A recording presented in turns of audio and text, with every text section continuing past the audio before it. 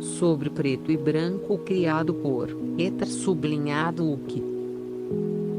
Capítulo 3 Nobreza. O filósofo viveu a maior parte de sua vida no território do moderno leste de Sichuan, onde foi um oficial educado e erudito em uma vila na fronteira com as tribos Celã. Vivendo durante a era da primavera e outono, quando a dinastia Zhou se desintegrou em muitos estados beligerantes, os maiores dos quais eram Shu, Qi e Qin, desempenhou um papel na vida do sábio. Talvez tenha causado sua morte trágica e a perda da maioria de suas obras. Os títulos de algumas das obras são desconhecidos, pelo que estão numerados pela ordem em que foram encontrados. O filósofo destacou 3 ramos da filosofia: sobre a construção do mundo, sobre o que o mundo representa, sobre o universo, como o mundo é mantido unido, sobre o modo de vida, sobre a sociedade. Intimamente entrelaçado com a sociologia e psicologia. A construção do mundo tenta responder à pergunta em que se baseia o mundo. Ou seja, o que existia antes, uma ideia ou assunto. E se a ideia, de quem? E, se importa, de onde? Também levanta a questão, negar a lógica ou segui-la cegamente. Não há nada além desta filosofia, uma vez que ela, em parte, não estuda nada em si. Os representantes deste ramo são Arthur Schopenhauer, Friedrich Hegel. O modo de vida tenta encontrar a resposta às principais questões da vida de uma pessoa e da sociedade, como viver sem sofrimento. Como compreender completamente outra pessoa. Por que vivemos? Friedrich Nietzsche, Jean-Paul Sartre e Sócrates, representantes deste ramo. O universo é o resto da filosofia dentro do nosso universo e lógica. Stella se sentia muito esperta, embora ainda nem tivesse começado a ler o bloco principal. No momento em que ela queria virar outra página, houve várias batidas na porta da sala. Pelo tipo de som ela reconheceu que não eram tolas nem nenhum dos criados. Portanto, o pássaro não sabia quem estava tentando conhecê-la. Stella não queria ver ninguém agora, mas mesmo assim permitiu que o estranho entrasse. A porta se abriu e Octavia espiou para fora. Mãe, você está bem? Bom. Parece que sim. A harpia não sabia o motivo de tantos cuidados por parte de sua filha, que, sejamos sinceros, sempre foi absolutamente igual com ela. Via não tinha um único desenho infantil com a mãe, e a própria Stella passava a maior parte do tempo longe da filha. Muitas vezes eles se encontravam apenas no corredor do palácio, após o que se cruzavam. Nesse momento, a princesa mais velha se perguntou se valia a pena privar a Via de sua atenção. Sim. Você está tipo. É como se algo especialmente ruim tivesse acontecido. Bem, não. Está tudo bem. Não se preocupe, o aristocrata respondeu gentilmente. O que foi Via um pouco surpreso. Bem, então está bom. Ela quase fechou a porta, mas parou de pensar em alguma coisa. Então ela disse, eu te amo, e finalmente foi embora. E eu te amo, disse o mais alto para a já falecida filha. Alguém diz que as relações nas famílias muitas vezes são construídas assim: para os filhos não há ninguém mais precioso que a mãe, e para as filhas não há ninguém mais precioso que o pai. Isso provavelmente se deve ao fato de que os pais inconscientemente veem rivais nos filhos e as mães veem rivais nas filhas, mas, no entanto, nada foi provado ainda. Stella estava sentada na cadeira de uma limusine que deveria levá-la até Andrealpus, um dos marquês da Goécia. O pássaro olhou tristemente através da janela blindada para as ruas que passavam. A certa altura, ela decidiu abaixá-lo um pouco para que fosse mais conveniente para ela observar a vida de uma simples turba, como dizem muitos de seus amigos. Então a harpia viu como, no meio de um dia claro, um cão infernal se agarrou a um súcubo, e não para roubar, e, aparentemente, nem mesmo para transar com ela. Ele queria comê-la. A magia do pássaro poderia ser comparada a um suzerano bastante forte, então ele concentrou sua energia na mão e disparou um respingo verde neon no bandido. A princesa viu como ele voou algumas dezenas de metros e, com uma sensação de dever cumprido, fechou a janela sorrindo. Está tudo bem, senhora? O que foi? Perguntou o motorista de dentro do banco do motorista do carro. Nada. Vamos em frente. Poucos minutos depois, o cortejo deixou Impsit em direção ao complexo montanhoso mais próximo, onde ficava a residência do Marquês. A maior parte do palácio, por algum motivo, consistia em gelo, e ele próprio estava, em parte, escavado na montanha. O caminho até lá era sinuoso, contornando as rochas, às vezes subindo as encostas.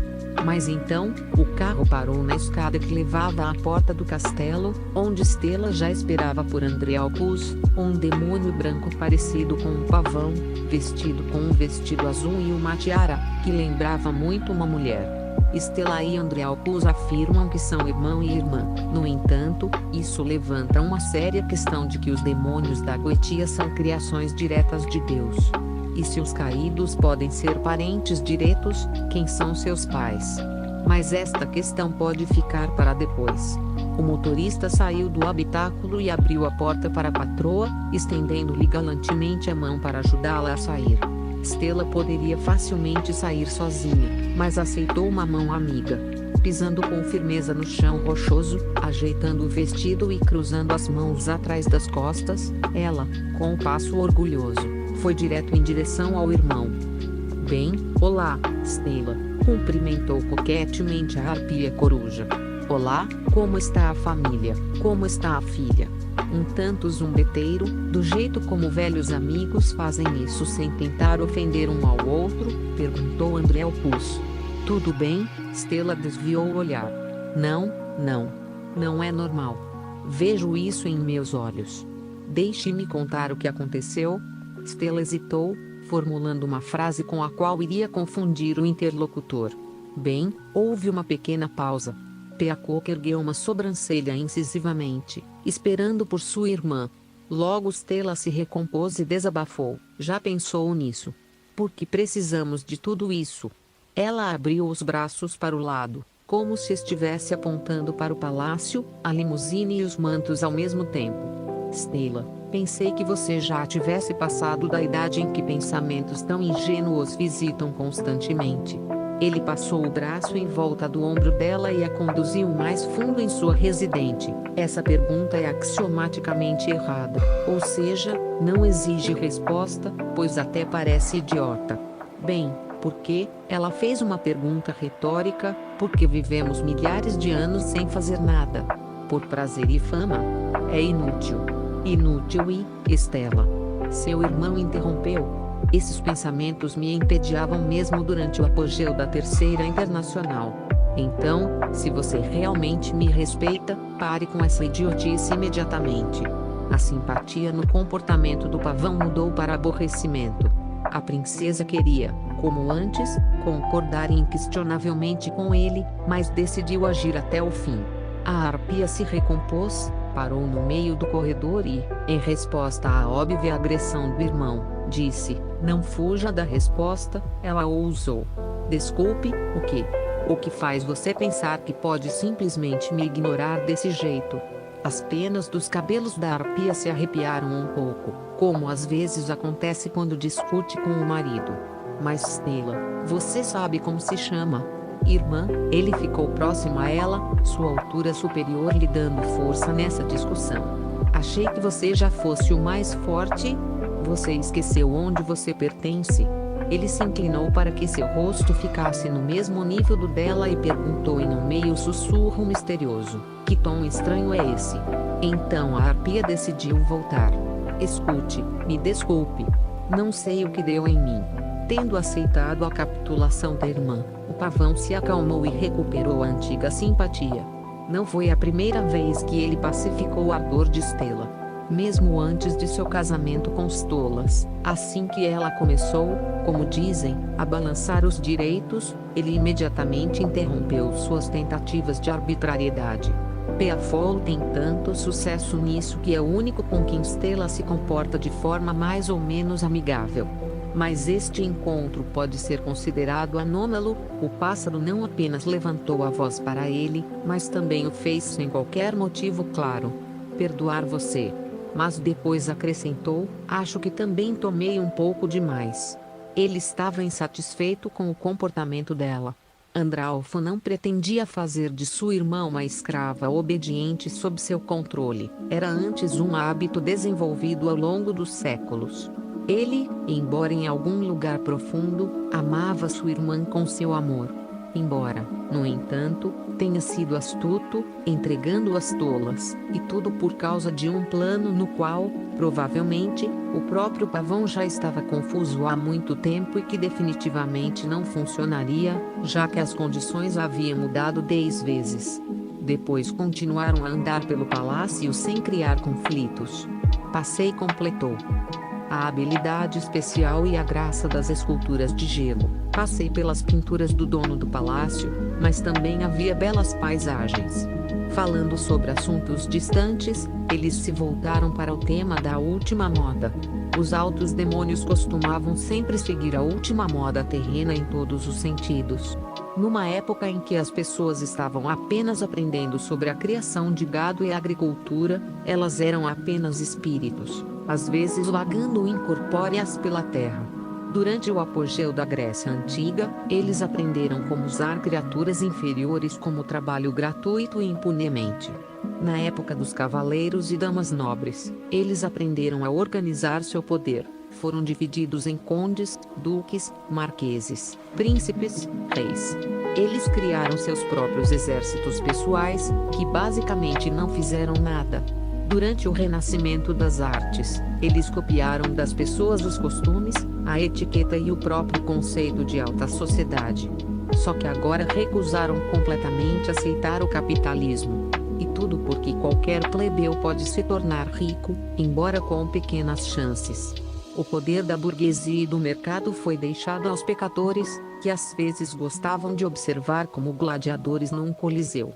E aquela ideia, quando tudo que é todo poderoso e tônico foi quebrado nos menores fragmentos no quebra-gelo da mente humana, quando a matéria estava no topo, e não uma ideia ou magia, quando eles sabiam que todos os títulos em maiúsculas são um esquema para enganar, eles não podem sequer considerar como uma continuação do caminho.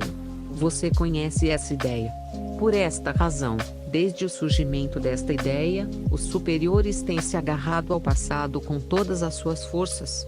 Eles escondem a essência demoníaca por trás do brilho do ouro, dotando este metal de algumas propriedades mágicas. Embora, para ser justo, o urânio deva ter propriedades mágicas, que ilumina cidades inteiras, o hélio, que pode levar enormes aeronaves ao céu, o carbono, a partir do qual centenas de diferentes substâncias úteis podem ser criadas. Os superiores escondem sua natureza inferior atrás de uma cerca feita de classicismo inútil. Eles justificam seu egoísmo com uma proteção da família. Os altíssimos prosperarão enquanto o mundo estiver sujeito a eles. Eles não sobreviverão se o mundo não mudar como lhes convém. Portanto, o velho mundo só morrerá quando o último aristocrata morrer. E os velhos mundos estão fadados a morrer quando o novo mundo aparecer. É assim que funciona a civilização humana. Mas existem muitos demônios que querem se comparar aos humanos. Notas do autor. Ouvi dizer que alguém da equipe de Vizi disse que Stella estaria oficialmente no cânone com Salimai. Quem é esse afinal? Aquela é a travesti do Quinto Anel? A ciência real, diz que apenas máximo 3% das pessoas são homossexuais ou homossexuais latentes. E na série, é que cada um quer foder alguém do seu gênero, ou quer ser fodido por ele, ou não quer foder de jeito nenhum, o que é uma história um pouco diferente. A ciência também afirma os seguintes motivos para esta atração: afastamento da paternidade, superproteção da mãe, exatidão excessiva de um dos pais para com o filho durante a formação da personalidade, distanciamento emocional e frieza da mãe. Esse problema é mais típico de menina. Aqui, aliás, está um indicador de que Luna e Octavia vão puxar o feijão uma da outra. Falta de assistência ou influência direta na formação do gênero em tenra idade. Criação em família onde já existam homossexuais ou lésbicas, outro sinal.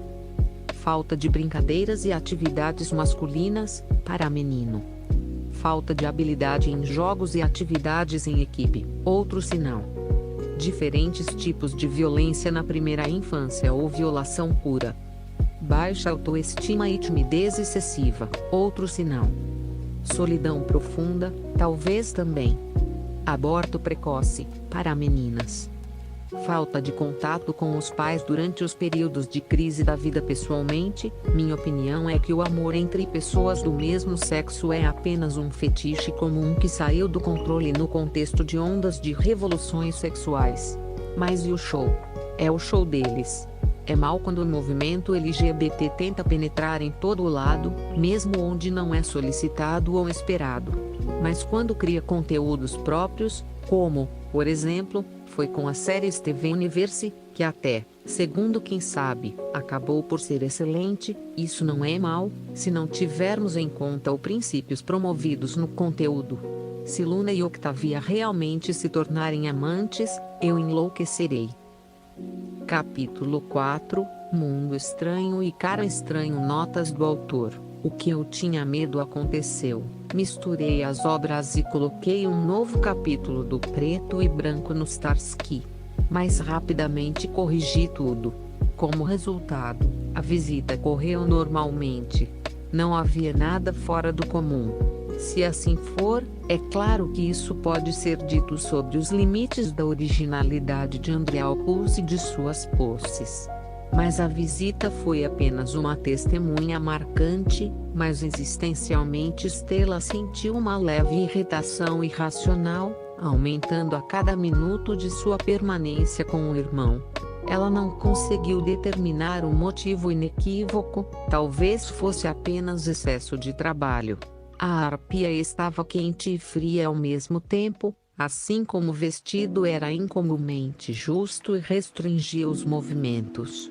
Ela jurou 3 vezes que quando chegasse em casa a primeira coisa que faria seria queimar aquele maldito espartilho. Por questões de segurança, percorrendo um caminho um pouco diferente de volta à sua residência, Stella teve a oportunidade de avistar um estabelecimento estranho, bem diferente de todos os demais. Era uma livraria comum no primeiro andar de um prédio de 3 andares. O pássaro se interessou por isso. Ela nunca tinha visto um lugar no inferno onde você pudesse comprar apenas um livro. Ela tinha vontade de ir para lá de alguma forma. Ela poderia, é claro, encomendar qualquer livro que desejasse que lhe fosse trazido, desde o lendário Necronomicon até o 3º volume de The Adsolce de Nikolai Gogol ou mesmo Hermócrates. O diálogo perdido ou nunca escrito no antigo filósofo idealista grego Platão. Mas como você pode querer o que não sabe? A biblioteca do palácio é grande, mas não cabe todos os livros do mundo. E ela não sabia como aprender sobre outros livros, exceto de aristocratas, que frequentemente liam obras sobre filosofias ultrapassadas do século XVII ou romances eróticos. Assim, o pássaro encontrou uma saída em uma pequena loja completamente desprovida de qualquer influência da alta sociedade. Mas agora o pássaro estava ansioso para voltar ao seu estranho livro. Ela abandonou brevemente a leitura e não terminou de ler a introdução. Este livro, por si só, é apenas uma homenagem às antigas tradições e ao próprio Shizuo. Os seberitas usaram suas obras por muito tempo para construir uma sociedade na cidade de Du, que se localizava no século V, aproximadamente, no território de Kirensk, na antiga região de Irkutsk. Depois, suas ideias formaram a base de nossa ideologia. Surgiram discussões entre as lideranças sobre a justificativa para empreender a reconstrução do livro. O bloco de direita foi a favor da escrita deste livro. A esquerda foi categoricamente contra, argumentando que a literatura moderna é suficiente e que este livro é absurdo. Com isso, conquistou-se o direito e iniciou-se um trabalho ativo, cujo resultado foi satisfatório. conseguimos montar um verdadeiro trabalho independente em que as questões levantadas por Zou são apenas tópicos para capítulos, então não há nada lá que não tenha sido escrito pessoalmente pela comissão, pelos editores e pelo nosso, Glória, líder, dados excluídos. O prefácio e a introdução finalmente chegaram ao fim, dando lugar ao conteúdo principal. O pássaro experimentou emoções bastante confusas. Parecia-lhe que se prestava demasiada atenção ao filósofo e ao seu legado. Mas ela imediatamente afastou esses pensamentos pelo fato de que Xi, aparentemente, é quase mais importante para eles do que Jesus, e o livro, na verdade, é sobre suas obras. O pássaro também conseguiu construir algumas teorias sobre os autores. São representantes de um povo antigo, mas ao mesmo tempo desconhecido, os chamados Seberitas, que viviam em algum lugar de Kirensk. A arpia não estava familiarizada com a geografia terrestre, então onde ficava a região de Irkutsk, e especialmente Kirensk, ela não tinha ideia. Mas pelo nome ela pensou que fosse em algum lugar da Hungria ou da Polônia, mas definitivamente algo eslavo. Pelo menos a primeira parte séria apareceu diante do pássaro. Chamava-se número 3. Aparentemente este é um daqueles que não tinha nome. Depois de ler algumas linhas, o entusiasmo diminuiu involuntariamente. O estilo de narração aqui e na administração era radicalmente diferente e foi escrito por pessoas diferentes. Além disso, havia a sensação de que quem escreveu a introdução tinha apenas a formação de professor de história, e quem escreveu o bloco principal foi o reitor do Instituto de Filosofia. Tudo está impresso ali de forma tão intricada. Ela não conseguia entender o que estava escrito, nem conseguia se lembrar. A principal característica da maioria dos textos filosóficos é que eles são um exercício de compreensão. Com um suspiro condenado, percebeu que ainda não tinha perseverança suficiente para este livro e decidiu divertir a pressa passando para outra atividade, nomeadamente ir àquela loja. Ela estava prestes a ordenar que o cortejo fosse preparado, quando lhe ocorreu uma ideia maluca: ir até lá a pé, disfarçado e sozinho. O próprio pássaro não sabia por que isso lhe veio à cabeça, mas por algum motivo ela gostou muito dessa ideia. Pode-se dizer, a princesa pegou fogo nela. Uma aventura tão pequena em sua vida comedida, sem nenhum fardo, burocracia, responsabilidade e regras de conduta irritantes. Será apenas capaz de estudar melhor e mais de perto este mundo inferior, e não através do vidro de um carro. E talvez até pratique magia. O pássaro começou a vasculhar seu guarda-roupa, procurando por algo semelhante às roupas habituais dos plebeus. Mas ela não encontrou literalmente nada que não pudesse atrair a atenção. Então ela começou a discar com urgência o número do meu estilista pessoal. Meia hora depois, a arpia já estava vestida com uma espátula cinza com capuz, sob a qual escondia suas luxuosas penas nos cabelos, e calças da mesma cor, nas quais as características da estrutura de suas pernas eram confortavelmente levadas em consideração. Conta que lembrava as pernas de estolas. Uma cauda macia como uma pena pendia da abertura entre as calças e a espátula. Para Stella, mostrar o rabo em público era um pouco constrangedor, talvez por causa dos complexos. Não sem ajuda, mas Stella marcou o destino no mapa de Impsiti, bem como a rota do palácio até ele. Pegando um par de novas pistolas austríacas TRM com carregadores cheios e puxando um capuz melhor, ela saiu pela janela do terceiro andar da mansão e, parodiando os assassinos, membros da Ordem Muçulmana de Assassinos, tentou descer com segurança, enquanto quase caía. repreendendo-se várias vezes por querer sair na frente de si mesma. Mesmo assim desceu e ficou em uma superfície plana. Ela olhou em volta e encontrou o olhar da filha, que também tentava escapar do palácio da mesma forma. Mãe, o que você está fazendo aqui? Ela notou que Stella estava vestida de maneira muito incomum para ela. Com um fecho estranho, eu tenho a mesma pergunta para você, retrucou a aristocrata. Vou para a lua, e onde você está? E eu estou na livraria. Tudo bem, disse a coruja e, correndo pelo jardim e se escondendo atrás de uma cerca de concreto saltada, encerrou esse diálogo constrangedor. Depois de cuidar da filha, Stella voltou ao plano. No local onde se encontrava a princesa, a cerca do pátio em frente ao palácio era um muro alto e bastante grosso, do qual, aliás, se erguia uma treliça de picos de 2 metros, saltada de alguma forma obscura por um mais jovem coruja. A arpia não pensou em nada melhor do que escalar tudo isso, pois era uma perda de tempo passar pelo portão principal. Ela caminhou até a parede, pulou e agarrou o topo. A aptidão física da pena branca deixava muito a desejar, então ela apenas raspou as garras no concreto irregular, tentando se levantar dessa maneira. De alguma forma, ela conseguiu colocar o joelho no topo da parede e depois subir sozinha. Mas havia mais um problema, a rede. Só que ela queria de alguma forma inventar e escalar, inadvertidamente sem sentar nos picos, quando de repente se lembrou, ela pode se teletransportar. Por vergonha de sua própria lentidão, batendo levemente na testa com a palma da mão, a princesa magicamente saiu da cerca. Diante dela havia uma vista deprimente da cidade.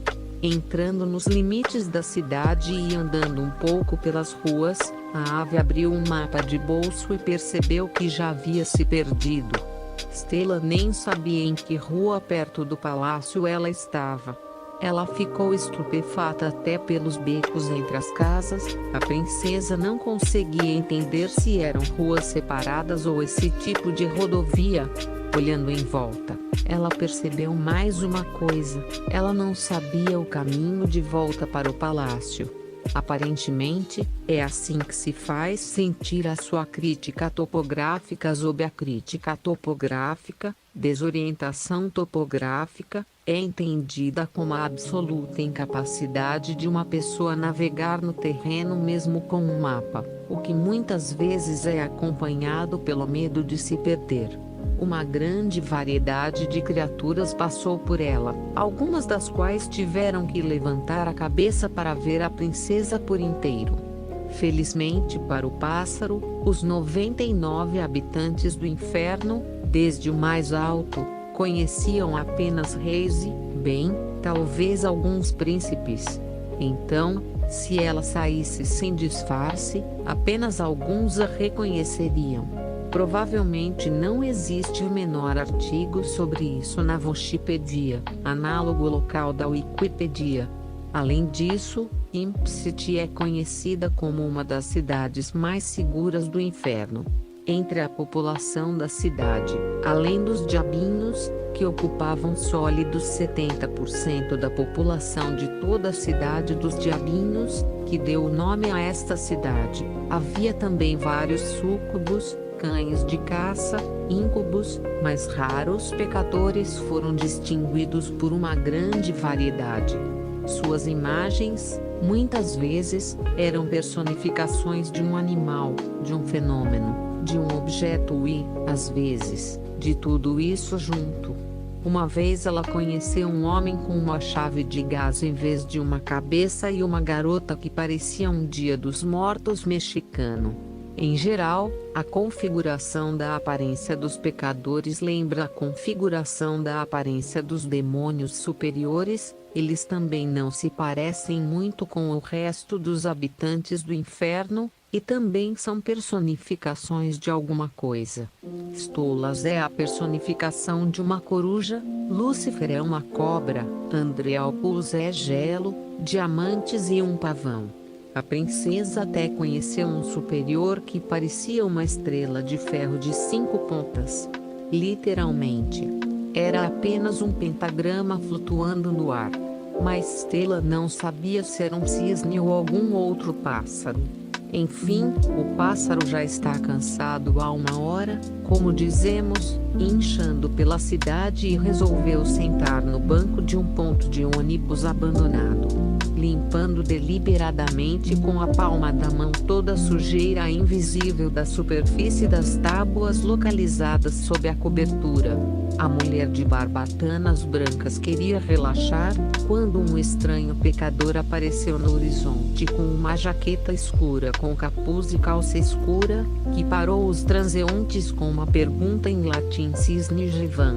Alguém passou silenciosamente, alguém apenas olhou para ele como se ele fosse louco, alguém o empurrou rudemente, após o que ele, como se nada tivesse acontecido, passou a realizar mais uma pesquisa sociológica.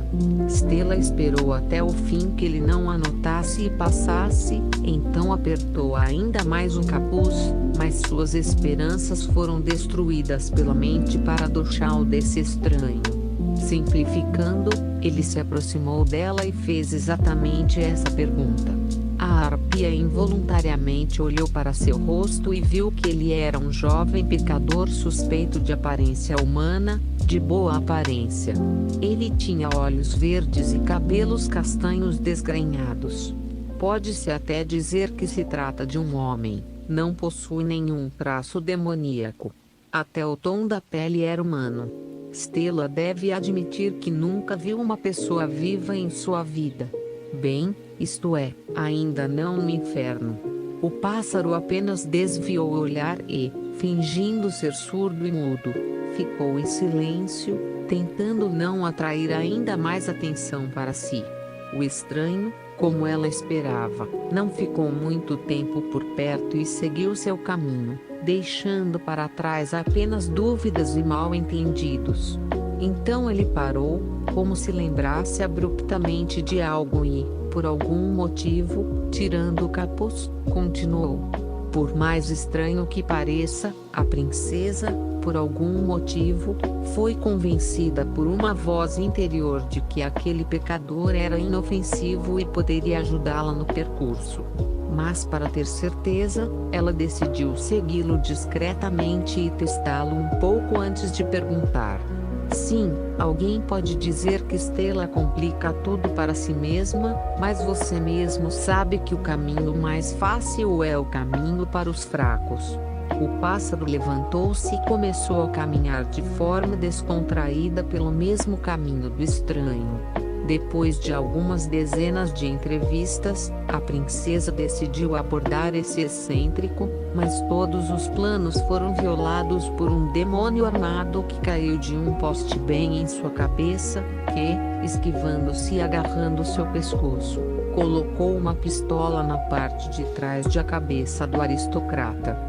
Um incubo alto, que antes estava encostado na parede, também correu até ela, e um cão de caça apareceu do nada e começou a torcer o pássaro e colocar um saco em sua cabeça. Achou que não iríamos te reconhecer, vadia? Disse o diabrete armado. Eu me pergunto quanto eles vão pagar por uma pele tão rica como a sua. Os transeuntes simplesmente não prestaram atenção a esse roubo em plena luz do dia e simplesmente passaram por seus próprios negócios difíceis. Stella sabia perfeitamente que eles literalmente não podiam fazer nada com ela. Um estalar de dedos e eles sumiam, então ela nem teve medo. Quando ela estava prestes a usar sua magia, um tiro soou próximo a ela. O pássaro congelou para ter certeza de que não estava nele. Os sequestradores fracassados fugiram imediatamente e um deles caiu no chão com uma bala na cabeça. Então ela, sem mudar de posição, ficou parada até que a bolsa fosse retirada dela. Acontece que era aquele pecador estranho. O homem de barbatanas brancas com a pistola na mão percebeu que estava atirando neles. Ah, ela olhou para a arma. O que você quer? O pássaro pensou que ele afugentou os bandidos para lidar pessoalmente com ela, ou mesmo exigir pagamento por ajuda. Nada. Sem dizer mais nada, ele se virou e seguiu em frente. A princesa apenas olhou para ele surpresa. Stella não entendeu muito bem o gesto do estranho. Foi apenas uma instituição de caridade gratuita? No inferno? Isto não pode ser. Ou talvez esta seja uma tentativa de psicologia reversa, de modo que a própria mulher salva se apresse em agradecer pela salvação dando dinheiro voluntariamente ou até algo mais? O pássaro decidiu descobrir melhor. Esgueirando-se entre os transeuntes e parando no caminho do Salvador, ela fez uma pergunta direta: por que você me salvou? Ela manteve uma mão no bolso com a arma. Eu não deveria ter feito isso. O pecador demonstrou sincera surpresa com toda a sua aparência. Quero dizer, qual é o motivo? Na minha terra natal não é costume deixar senhoras indefesas em apuros. O pássaro estremeceu um pouco ao ser chamada de indefesa, mas não demonstrou. Sim. Ou seja, você é um herói aqui. Ela destacou a última palavra com uma entonação separada, como se estivesse zombando. Claro que eu sabia que o inferno não é o lugar mais agradável, mas não sabia que é tão louco que aqui o resgatado pode morder o Salvador para a salvação. A sentença contornou o branco e já queria ir em busca de novas aventuras, pois o cisne novamente bloqueou seu caminho. Posso te perguntar mais uma coisa então? Perguntou o emplumado mais amigável. Ela entendeu que pedir algo a uma pessoa com quem ela acabara de ser rude não era a decisão mais diplomática, mas ela já estava cansada de vagar pela cidade o dia todo. Sobre o quê? Bir tirou do bolso um mapa da cidade e mostrou a ele. Aqui. Eu preciso disso aqui. Ela apontou o dedo para seu destino no mapa. O pecador, sem dizer uma palavra, indicou o prédio do outro lado da rua, que Stella imediatamente reconheceu como a mesma loja. Enquanto o pássaro se recuperava do choque, o estranho, em ritmo muito acelerado, conseguiu recuar e se esconder nas ruas. Afastando-se de seu estupor, Stella olhou em volta e encontrou esse excêntrico, mas ele havia sumido. Mas o pássaro não ficou muito triste com isso. Na empresa, ela viu diversas estantes organizadas por zonas: ciência, ficção, história, filosofia, manuais técnicos. O departamento ficção, que significa ficção, era o maior. Um pecador de cabelos escuros e roupas bastante fechadas estava sentado atrás do balcão do vendedor. Olá, como posso ajudá-lo? Ela cumprimentou. Observe que não vendemos pornografia, nem mesmo erotismo simples. Ela disse enquanto cortava. Não estou por trás disso, apesar do interlocutor. Ela disse algo para ela, algo para si mesma, pois já havia conseguido agarrar e abrir o primeiro livro que encontrou. Era um livro de um físico quântico local. Ele sugeriu que na lista de componentes bem conhecidos do modelo padrão de partículas elementares, composta por uma variedade de leptons, quarks e bósons, entre esses mesmos bósons, além do fóton e do gluon, há mais um elemento que o físico chamado mágica. A nomenclatura mágica estava mais alinhada com os leptons do que com os bósons. O bóson Y foi proposto como um dos nomes alternativos. Sua natureza é muito semelhante ao famoso bóson de Higgs, que, para popularizar a ciência, também foi chamada de partícula de Deus, também não tem massa e é apenas uma onda no campo de Higgs. Sua principal propriedade é que observadores inteligentes individuais, graças ao chamado efeito de superposição, são capazes de causar pequenas flutuações no falso vácuo, que quebram a simetria do campo de tal forma que essas partículas são obtidas. Elas, por sua vez, são capazes de interagir com os quarks ou ideia que compõem o nêutron e o próton, criando, com a ajuda de partículas virtuais, movendo-as ou destruindo-as. Aproximadamente assim, segundo o cientista, a magia funciona. Evidências da existência desta partícula foram encontradas no decorrer de numerosos experimentos. Uma carga de certa massa foi colocada em balanças ultraprecisas, depois tudo foi levantado por magia. Como resultado, os cientistas calcularam que quando a magia interage com uma carga de 100 gramas, sua massa aumenta exatamente 17,10 circunflexo 7 gramas. A razão é que antes da interação do próton mágico com o quark, a magia come o fóton, que é o produto da formação dos bósons de Goldstone e também é uma partícula sem massa, adquirindo assim massa. Como você sabe, massa é uma medida de inércia, passando assim do estado de Luchon para um estado semelhante aos bósons de Goldstone. Mas a sua massa, neste caso, nem seria detectada pela balança, é tão pequena no seu estado real. Porém, não se esqueça que, de acordo com a fórmula I igual a mc2, a energia gerada pela velocidade pode ser convertida em massa, portanto, a maior parte da massa da magia, bem como, de fato, de todas as outras partículas, surge de seu impacto em outras partículas. E agora o mais surpreendente é que, de acordo com alguns cálculos, a magia sem massa, m graus zero, se move mais lentamente que a velocidade da luz, embora seja claramente conhecido na física quântica que todas as partículas sem massa se movem mais rápido que a velocidade da luz. O pássaro decidiu que definitivamente levaria algo para casa, mas definitivamente não este livro. Mesmo assim, o pássaro voltou para a PIB. Ela leu o texto com persistência, relendo a mesma frase várias vezes, tentando captar a essência. O jargão verbal nesta obra é comparável ao de Hegel. Aliás, muitos criticaram o pensador alemão por isso. Contemporâneo de Hegel, Arthur Schopenhauer, chamou diretamente Friedrich de charlatão. Sua filosofia foi moldada como um absurdo, e o método de cognição, ao apresentar esse mesmo absurdo em uma linguagem científica deliberadamente vaga, projetada para confundir o leitor, fazê-lo pensar que ele mesmo é o culpado por seu mal-entendido. Tendo de alguma forma terminado de ler uma página volumosa, percebendo que ali estava escrito algo sobre críticas ao pensamento confucionista, ele já conseguiu se exaurir mentalmente. Mesmo assim, ela começou a virar o lençol, embora com a ideia de que teria que estudar tudo isso por uma coisa muito longa e enfadonha.